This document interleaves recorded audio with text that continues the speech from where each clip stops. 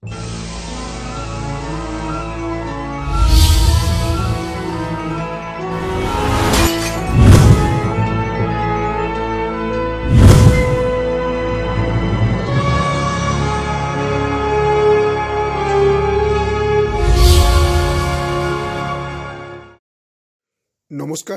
আপনারা দেখছেন কড়া খবর।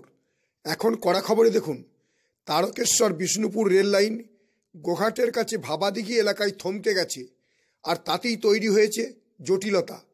ভাবাদিঘির মানুষের দাবি রেল চলুক, কিন্তু দিঘি বাঁচুক। এই নিয়ে ভাবাদিঘি বাঁচাও সহযোগী মঞ্চের চতুর্থ গণকনভেনশন হয়ে গেল চুঁচুড়ায়। তারকেশ্বর থেকে বিষ্ণুপুর ভায়া আরামবাগ, কামারপুকুর, জয়রামবাটি হয়ে রেলপথ তৈরির কাজ চলছে। ইতিমধ্যেই তারকেশ্বর থেকে গোঘাট এবং বিষ্ণুপুর থেকে গোপীনাথপুর রেল চলাচল শুরুও হয়ে গেছে, কিন্তু গোঘাটের কাছেই ভাবাদিঘিতে গিয়ে আটকে গেছে রেল লাইন সম্প্রসারণের কাজ। কেননা ভাবাদিঘি গোঘাটের মানুষের জীবন জীবিকার প্রশ্ন তুলে ধরেছে। এই গ্রামের 268টি পরিবার একত্রিত হয়ে রুখে দাঁড়িয়েছে যে কোনো মতেই দিঘি ভরাট করে রেল লাইন করা যাবে না। তাদের প্রস্তাব, দিঘির উত্তর দিক দিয়ে ফাঁকা মাঠের ওপর দিয়ে রেল লাইন যাক, তাতে দিঘিও বাঁচবে এবং ওই 268টি তফসিলি পরিবারের জীবন জীবিকাও বাঁচবে। তাই দীর্ঘ 16 বছর ধরে আটকে রয়েছে প্রকল্প সম্প্রসারণের কাজ। ভাবাদিঘির মানুষের কথা চিন্তা করে ইতিমধ্যেই বিভিন্ন পরিবেশপ্রেমী সংগঠনগুলি একত্রিত হয়ে গঠন করেছে ভাবাদিঘি বাঁচাও সহযোগী মঞ্চ। তারা ইতিমধ্যেই মানুষের কাছে এই রেল লাইন নিয়ে কেন জটিলতা সেই কথা তুলে ধরতে এবং রেলের একতরফা সিদ্ধান্তের প্রতিবাদ জানাতে 5ই জানুয়ারি হুগলির চুঁচুড়ায় এক গণকনভেনশনের ডাক দেয়, যেখানে সহযোগী মঞ্চের সদস্যরা এই কনভেনশনে ভাবাদিঘিকে রক্ষা করার বিভিন্ন প্রস্তাব দেয়। সেই মতো তাদের আন্দোলনের রূপরেখাও তৈরি করে। এখন কড়া খবরে শুনুন ভাবাদিঘি নিয়ে ভাবাদিঘি বাঁচাও আন্দোলন কমিটির সম্পাদক তথা ভাবাদিঘির বাসিন্দা সুকুমার রায় কি বললেন তাই।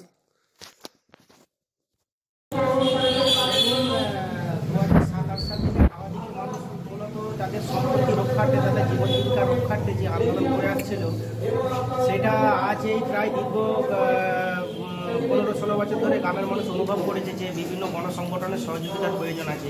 যেভাবে গ্রামবাসীদের উপর রাজনৈতিকভাবে, প্রশাসনিকভাবে বিভিন্ন প্রশাসনিক প্রেশার বা রাজনৈতিক প্রেশার এসেছে, সেক্ষেত্রে গ্রামের মানুষ অনুভব করেছে বা আমরা অনুভব করেছি যে ভাবাদিঘিকে বাঁচাতে গেলে বিভিন্ন গণসংগঠনের মাধ্যমে আমরা গোটা হুগলি জেলা, পশ্চিমবঙ্গ তথা ভারতবর্ষের ভাবাদিঘির বিষয়টা সত্যতাটা সমাজের কাছে আনা দরকার আছে। সেই জন্য আমরা বিভিন্ন গণসংগঠনের কাছে আহ্বান জানিয়েছিলাম। সেই আহ্বানে সাড়া দিয়ে আমাদের ভাবাদিঘি বাঁচাও সহযোগী মঞ্চ গড়ে উঠেছে এবং সেই সহযোগী মঞ্চের ডাকেতেই আজকে আমাদের এখানে গণকনভেনশন হচ্ছে এবং এই গণকনভেনশন থেকে আমরা সিদ্ধান্ত নেব আগামী দিনে কী কর্মসূচি নেব। আপনারা তো দীর্ঘদিন ধরে এই লড়াইটা করে আসছেন। আমরা দীর্ঘদিন প্রায় 15-16 বছর ধরে আন্দোলন করছি আমাদের সম্পত্তি বা 18 একর জলাশয়কে রক্ষা করার জন্য।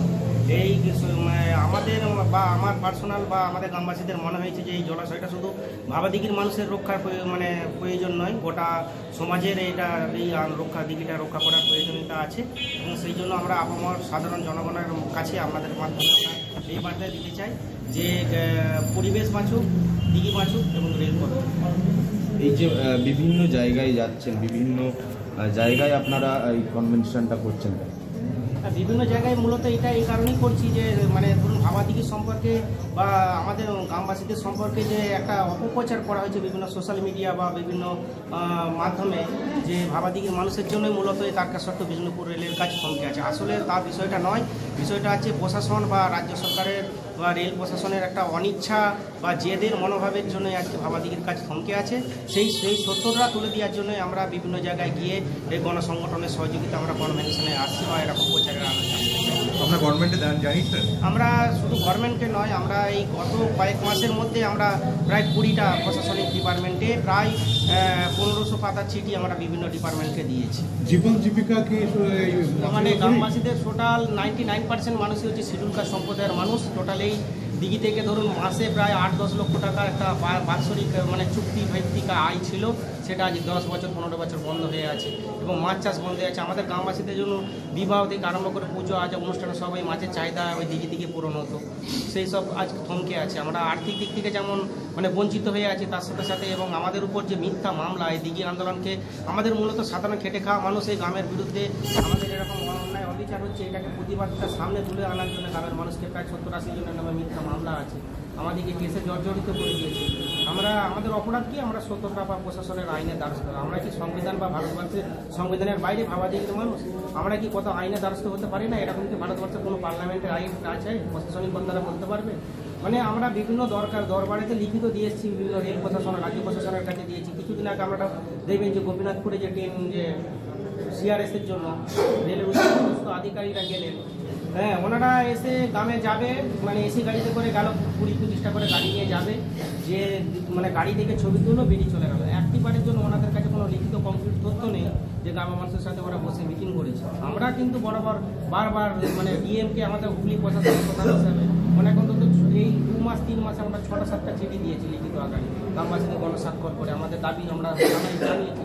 ওনারা একটিবারের জন্য আমাদের সাথে যোগাযোগ পর্যন্ত করেনি, আমাদের সাথে আমাদের যে বক্তব্য সেটা শোনার পর্যন্ত প্রয়োজন মনে করেনি। ব্লক স্তর থেকে ওয়েস্ট বেঙ্গল চিফ সেক্রেটারিকে চিঠি দিয়েছি, আমরা জানিয়েছি যে আপনারা আমাদের বিষয়টাকে গুরুত্ব সহকারে দেখুন। আমরা চাই রেলটা হোক, কিন্তু দিঘি মাছুক, তার সাথে সাথে রেলপথ হোক। বিকল্প পথ আছে, আপনারা এই যে দেখতে পাচ্ছেন, এটা হচ্ছে কামারপুকুর স্টেশন, এটা হচ্ছে গোঘাট স্টেশন। লাইনটাকে যদি স্ট্রেট করা হয়, এই দিকে হচ্ছে কালো দাগটা বরাবর কিন্তু ফাঁকা মাঠ, কোনো ঘর বাড়ি কিছু নেই। আজকে কাট করে গোঘাট স্টেশন থেকে কাট করে লাইনটাকে এইভাবে গ্রামের একটা অংশকে গ্রামবাসীদের ঘর বাড়ি উচ্ছেদ করে দিয়ে আজকে এই দিঘিটাকে মানে প্রায় 50% এইটা এখানে ম্যাপে দিয়ে আছে। আপনারা গ্রাউন্ড জিরোতে গেলে দেখতে পাবেন পুরো পূর্ব দিকটা 50%, পশ্চিম দিকটা আপনার 40% জলাশয় নষ্ট হয়ে। ভাবাদিঘি বাঁচাও সহযোগী মঞ্চের অন্যতম সদস্য গৌতম সরকার এই বিষয়ে কি বললেন তাই শুনুন এবার। একটাই উদ্দেশ্য, রেলও চলুক, দিঘিও বাঁচুক। আমাদের এই বক্তব্য নিয়েই আমরা আজকে এখানে কনভেনশন করছি, গণকনভেনশন করছি। কনভেনশন থেকে কিছু প্রস্তাব উঠে এসেছে, কনভেনশন থেকে বিভিন্ন সংগঠন, প্রায় 26টি সংগঠন যুক্ত হয়ে আজকের এই কনভেনশনটা করছে। এখানে বেশ কিছু প্রস্তাব উঠে এসেছে, যেমন প্রথমত আমরা পূর্ব রেলের ডিআরএমকে একটি চিঠি দেবো, একটি ডেপুটেশন দেবো। দ্বিতীয়ত আমরা একটা গণশুনানি করবো, অর্থাৎ ভাবাদিঘির গ্রামের মানুষ কী চাইছেন নিজেকেই পরিষ্কার হয়ে আসবে, পরিষ্কার হয়ে বেরিয়ে আসবে, এবং সেই অঞ্চলের যে অঞ্চলের উন্নয়ন সেই অঞ্চলের মানুষকে সঙ্গে নিয়েই করতে হবে, না হলে সেই উন্নয়ন আসলে উন্নয়ন নয়। এটা আমরা বুঝতে চাইছি নিজেরাও এবং বোঝাতেও চাইছি। পাশাপাশি আমরা ওই আরামবাগ সাব ডিভিশনে ছোটো ছোটো সভা করার প্রস্তাব এসেছে, এবং একটা তথ্যচিত্র, আমরা পূর্ণাঙ্গ একটা তথ্যচিত্র তৈরি করার চেষ্টা করবো। ভাবাদিঘি কী অবস্থায় ছিল, কী হয়ে ভাবাদিঘি আজকে কোন জায়গায় দাঁড়িয়ে আছে, কী হওয়া উচিত, এটা নিয়ে আমরা একটা তথ্যচিত্র, পূর্ণাঙ্গ একটা তথ্যচিত্র তৈরি করব। আর আমরা বিশিষ্ট মানুষের একটা মতামত নেব, বিশিষ্ট মানুষের একটা মতামত একটা লিফলেট আকারে প্রচার করে। আপনারা জানেন, আমরা আগেরবারও বলেছিলাম, এই গত 30 তারিখে আমরা হুগলি জেলার প্রায় 20টা স্টেশনে প্রচারপত্র বিলি করেছি ভাবাদিঘি বাঁচাও কমিটির সমর্থনে। তো ওই একইভাবে আমরা সারা জেলা জুড়ে বিশিষ্টজনদের স্বাক্ষরিত প্রচারপত্র দিয়ে ছড়িয়ে এইটুকু আমাদের আজকের কনভেনশন থেকে আমরা করতে পেরেছি, সিদ্ধান্ত নিয়েছি। আমরা চাই জীববৈচিত্র্য বাঁচুক, দিঘিটা বাঁচুক, ওখানকার মানুষের জীবন জীবিকা বাঁচুক, সাংস্কৃতিক আচার আচরণ বাঁচুক, এবং রেলও চলুক। রেল চলাও যেমন জরুরি, এবং এগুলো বাঁচানো জলাভূমি এভাবে চূড়ান্ত বেআইনি একটা কাজ, যেটা ভারতীয় রেল থাকলেও এইটুকু হবে। ভাবাদিঘি বাঁচাও সহযোগী মঞ্চের সদস্য, সেভ ট্রি সেভ ওয়ার্ল্ডের সম্পাদক ও বিশিষ্ট পরিবেশকর্মী শেখ মাহমুদ আলী কি বললেন এই বিষয়ে তাই শুনুন এবার। দেখুন, ভাবাদিঘি একটা গ্রামের নাম, আর ভাবাদিঘিকে নাম করেই গ্রামের নামকরণ। যেখানে রয়েছে 52 বিঘে একটা অনেক বড় পুকুর, যেই পুকুরকে সেন্ট্রাল গভর্নমেন্ট বা রেল বুঝিয়ে দিয়ে তার ওপর দিয়ে রেল নিয়ে যেতে চাইছে। কিন্তু এই রেল হবার কথা ছিল আপনার পুকুরের সাইড দিয়ে, অর্থাৎ উত্তর সাইড দিয়ে যাওয়ার কথা ছিল, কিন্তু সেটা না করে কার সাথে আমরা জানি না, কিন্তু পুকুরের মধ্যখান দিয়ে রেলপথকে নিয়ে যাওয়া হচ্ছে। এতে দূরত্বও বাড়ছে, আর এতে ফলে আমাদের খরচাও বাড়ছে, অর্থাৎ জনগণেরও খরচা বাড়ছে। কারণ জনগণের ট্যাক্সের টাকায় এই রেল প্রকল্প হচ্ছে, কারো ব্যক্তিগত টাকায় নয়। একটা এত বড় ওয়াটার বডি, যেখানে আমাদের মানে আস্তে আস্তে যে জল অপচয় করে করে আমরা এমন পর্যায়ে পৌঁছে গেছি আর বৃক্ষ নিধন করে করে এমন পর্যায়ে পৌঁছে গেছি, সেই পরিবেশকে রক্ষার স্বার্থে এই ভাবা দিঘি বাঁচাও আন্দোলন যে আছে, সেই দিঘি বাঁচাবার আন্দোলনে আমরা সামিল হয়েছি। আগামী দিনে চাইছি আমরা যে ভাবা দিঘিকে নিয়ে যে একটা অপপ্রচার করা হয়েছে, সাধারণ মানুষকে বোঝানো হয়েছে যে ভাবা দিঘির লোকেরা রেল করতে দিচ্ছে না, এটাও মোটেও সত্য নয়। সত্য হচ্ছে যে পুকুরটাকে বাঁচিয়ে রেল করা হোক, কিন্তু ভাবা দিঘির মানুষের ওপরে একটা অন্যরকমভাবে দোষারোপ করা হচ্ছে। সেই দোষারোপ যাতে না করা হয়, আসল সত্য ঘটনা যাতে মানুষ জানতে পারে, এই ধরনের বিভিন্ন প্রোগ্রাম স্ট্রিট কর্নার থেকে আরম্ভ করে প্লেট প্লে থেকে আরম্ভ করে গণকনভেনশন থেকে আরম্ভ করে এই ধরনের প্রচার চলবে। আগামী দিনে আমরা চাইবো যে আরও বৃহত্তর আন্দোলন হোক, সাধারণ মানুষ জানুক যে দিঘিটা বেঁচে রেল হোক বা দিঘি বেঁচে থাক, রেলপথ হোক।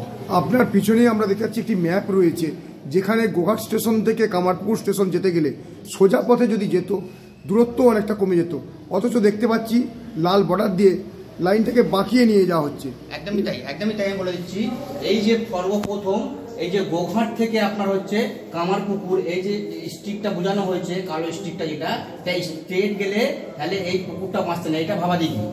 এই যে ভাবা দিঘি 52 বিঘে ভাবা দিঘি গ্রাম, যেটা গ্রামের মধ্যে যে পুকুরটা পড়ছে, কিন্তু সেটাকে পরবর্তীকালে ঘুরিয়ে এই দিঘির এখান দিয়ে নিয়ে যাওয়া হচ্ছে। এটা কার স্বার্থে নিয়ে যাওয়া হচ্ছে, কোন শক্তি কাজ করছে, সেটা আমরা জানতে চাই। রেল আমাদেরকে সঠিক করে উত্তর দিয়ে বলুক যে না, এটা আমরা কার স্বার্থে করছি।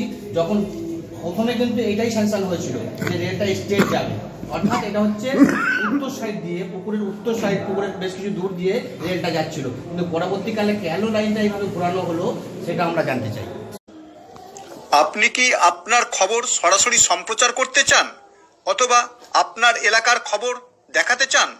তাহলে যোগাযোগ করুন কৃষ্ণপ্রসাদ পাত্র, ফোন নম্বর 8622800252 অথবা 8282860856 এই নাম্বারে, অথবা অর্জুন সেন CPRO, ফোন নম্বর 9433138840 এই নাম্বারে।